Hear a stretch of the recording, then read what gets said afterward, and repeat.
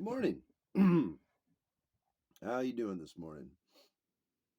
I think yesterday we were talking about the color blue. I had a problem with the color blue yesterday. Still got a problem with the color blue. Still can't figure out what it means. But I got a new one today. It's a pretty good word. I thought it was probably appropriate that I wear my serious glasses for this. And the word that I want to talk about is familiar. Familiar. I can't even say the word. It's so weird. Familiar. Feeling like something is familiar. Now, these videos, you probably say this isn't familiar to what you're used to, right? Not these glasses, not the concept of like looking at you like this. I wonder how many times you've laughed. But it's not familiar, right? It's not uncomfortable.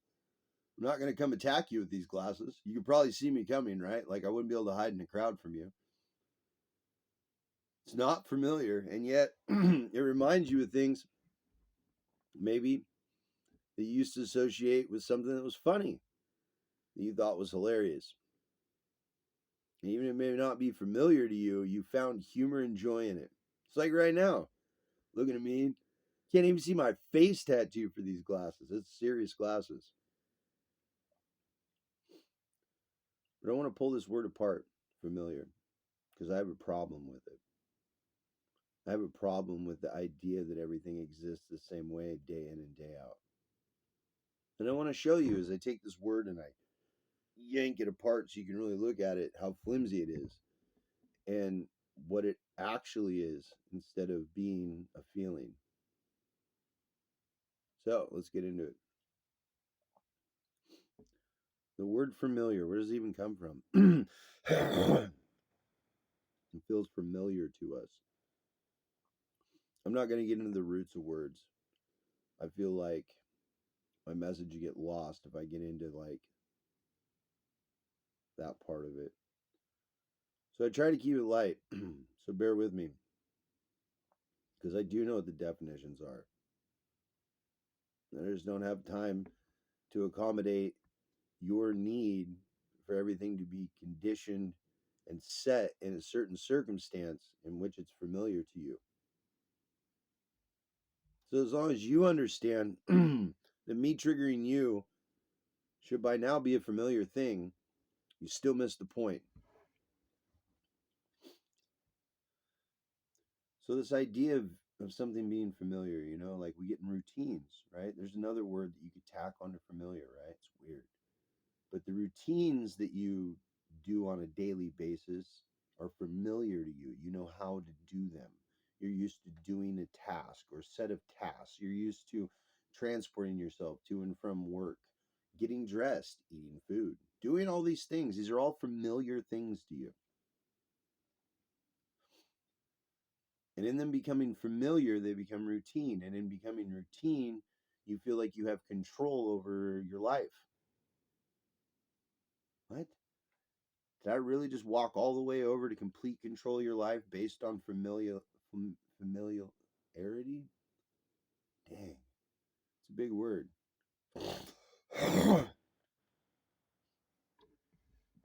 So, this idea of being in a routine that feels comfortable, because now we're going to take your routine and we're going to say that it's a comfortable routine. It's something, unless you're like in the middle of an existential crisis, you know,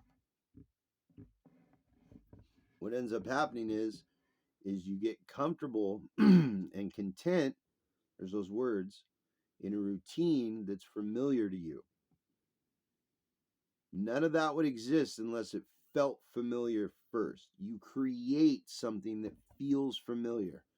We all do this. We all create our own realities, don't we? I firmly believe this. So, why would I have such a problem with familiarity? Why would I care so much how you viewed the word familiar? Well, I think you can attach another word to the word familiar. It's called stagnation.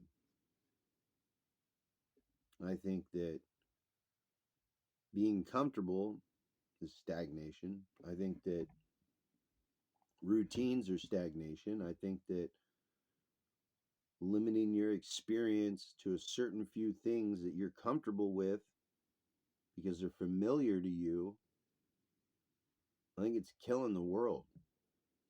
I think it's destroying everything. I think that the idea that we have this familiarity with something that's continuously changing is a lie. I think the idea that we feel familiar with people, places, and things when people, places, and things could be destroyed in the next 20 minutes, I think it's an illusion. In fact, I have to be honest with you. When I start to get comfortable in a routine and it all feels familiar and it's all going in the same pattern, I immediately start panicking in my head, knowing that I'm not going the right direction. And you go, how does that work? Well, it's really simple from my point of view. If everything in my life is something that I understand, then I'm no longer learning anything new. It doesn't have to be the most detrimental thing in the world.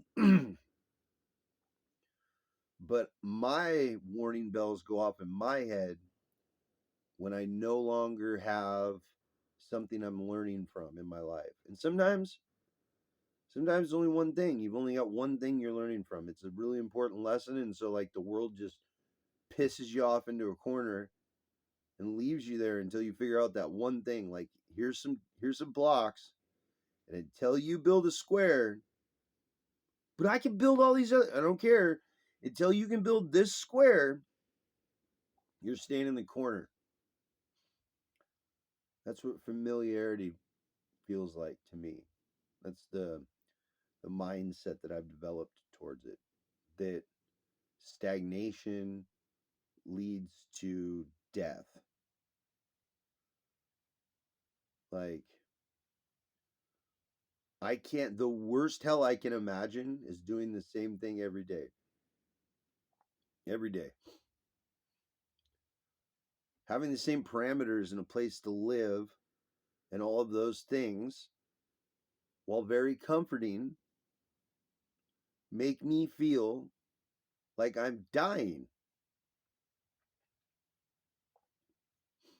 I like to travel.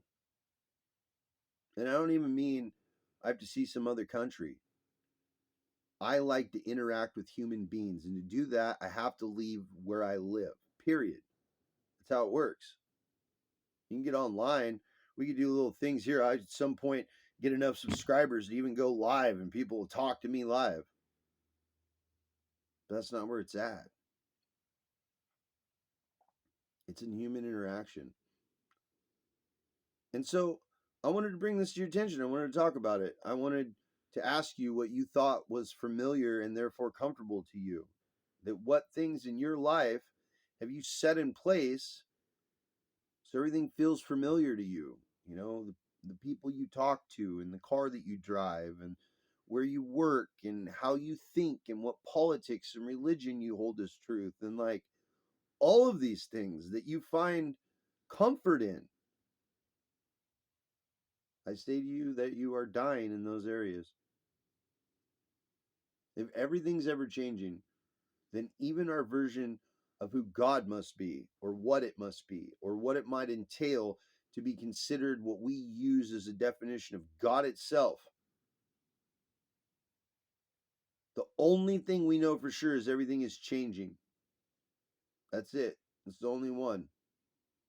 And it's the only thing that's ever is changing. And all we have to observe is a continual change, then it would behoove, at least from my point of mind, to state that God must be ever changing, that there is no consistency in God itself, or good and evil. But I only think along these lines because I'm not comfortable. See how weird that is? Nothing in my life is permanent at all. Nothing. Even how I feel on a daily basis has changed based on perception. And perception is never the same.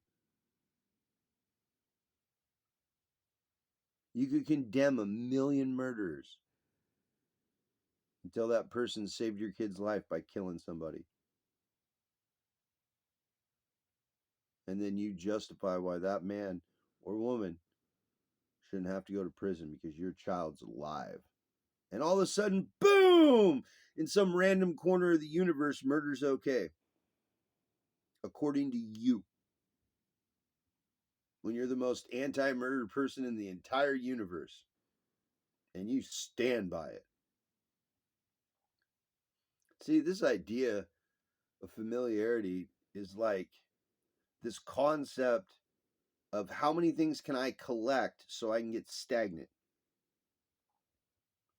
And I can hear the arguments. Well, I need money. Yep. You know how many people are doing remote or home work now? You realize that was always possible, right? Like, that's not a new concept. That was always possible. Just because people are now starting to do it in bigger numbers doesn't mean it wasn't always possible from the beginning. Ever since we figured out how to do robots, it's been possible. Ever since we've been able to do manufacturing plants and things of that nature mechanically. Literally, the only reason it's taken so long mechanically is because they keep using people so much when they could replace us with robots in so many aspects of our lives already. This idea of familiarity, that you are somehow, you feel good based on your comfort level. Man, have you ever thought about that in this weird way? Is it as simple as getting out of your comfort zone to learn new things? Is it really that easy in the world to switch your perception of things? And in switching your perception of what is it then possible to learn new things? Let me ask you a question, right? Let's say you're playing a video game. And a lot of you don't play video games. That's okay. I'm going to break it down for you. Is when you play this video game, you're a character. And as you interact with the video game, you gain skills. Okay? You become more of a character. You get spells and cool weapons and armor and stuff, right? Guns, whatever. It's different video games. You get stronger and you get more health and you move faster and you can do weird things that nobody else in the game can do. You ever wonder what would happen if you played a video game where even though you could learn all these new skills, you just didn't? Where even though you could get the new armor and the new weapons and you could learn crazy new spells, you just kept going to the first dungeon and fighting the first level creatures and then going back home in game and congratulating yourself for doing the same thing you did the day before. I got to ask you, do you think you could win a video game that way? I'm not saying life is a video game, but do you really think with everything that was put into the programming for you to play and interact with and learn about in that game, do you really think that the designer of the game was like, I hope they only go to the first dungeon. I hope they only stay in the first town. I hope they never upgrade anything. I hope they never put a single point in any of their stats. I fucking hope they don't see 99.9% of the game that I made for them to play. I hope they stay in the very first spot, the tutorial. I hope they replay the tutorial over and over and over and over again every day that they play my game. And they never find any joy in it. They never learn anything new. Then any of the cool shit that I hid, none of the cool spells, none of it. I hope that those people meticulously stay in familiar territory in the video game that I gave them that they can't even really die in. Not in real life, just in game they can die. And if they die, they got to start over. And other than that, and they can even save, they can do save points. Where the cool shit they found, they can keep it. And then when they die, they can come back to that point and start with just that stuff again until they get new stuff and save again. That's a video game. Exploring, you know? Now imagine in real life, because you understood where the first boss was, where all the loot was for that one dungeon, and you were a speed runner of that dungeon. You could do everything that you needed to do for that day in half the time as anybody else, but you never went to level 2.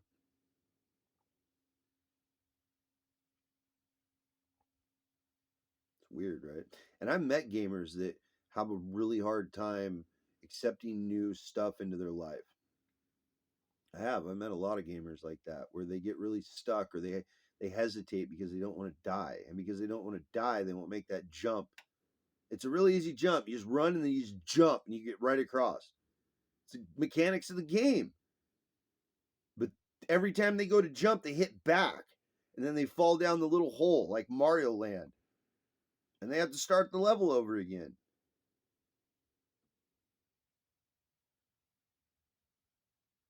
But the difference between even that mindset and familiarity is they're still turning the game on and trying to play it. They're trying to beat the level. And even if it's their fear that's stopping them from just holding down the run button and jumping, they're still trying to figure it out. They're trying to convince their finger to quit being a pussy and keep on the forward button when they jump.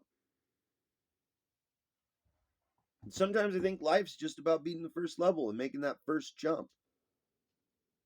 I don't look at our lifetimes as one lifetime and that's all you get. I think there's way more to it. Can't prove it. But this idea of being familiar, of things being familiar, I think right on the other side of those familiar things is the rest of life for everybody. And I think that you can go as far as you want in the game. You don't have to stop at level 1. And I think a good way to examine what's going wrong, what's going on here, why aren't things moving in a forward direction, what's going on in my life? Bet you $1 it's in your stagnation pile. I'll bet you something super familiar to you is actually what's holding you in place. I bet a routine that you hold as truth is the very lie that's keeping these glasses on your face. You can't really see. And it might look cool or ridiculous or stupid or funny or take your pick of whatever you think about them. But you keep telling me that you can't do that. You keep trying to explain to me why it is that those glasses are so familiar that you have to leave them on. And there's nothing familiar about any of this. There's nothing familiar about anything we do. There's nothing familiar about how the world works. There's nothing familiar about the new science or math that keeps coming out. There's nothing familiar about politics, the way people are treating each other. None of this is familiar, is it? Just our own little bubbles. And instead of expanding our circles and expanding our knowledge, expanding our thoughts to make more things less scary, I have to ask, are you instead staying on level 1? And this isn't a one player game. There's a lot of players at this point. A lot of players. So pretending that if you sit in your house and you're the only player, I think you're taking away the experience from everybody else. I think whatever powerhouse, level 99, cross-classed demigod that you're supposed to be is supposed to make my life cooler. It's supposed to make somebody else's life easier. It's supposed to challenge somebody else to be a different person than they are right now. I think you're fucking my game up. Lucky for you, though, I went ahead and leveled up and went off and became my own version of like Superman. And so until you catch up and become whatever demigod of chaos that you are, well, I ain't got nobody else in my lane. There's nobody else over here where I'm at. And it's boring. And I don't like how familiar it feels to be the only one.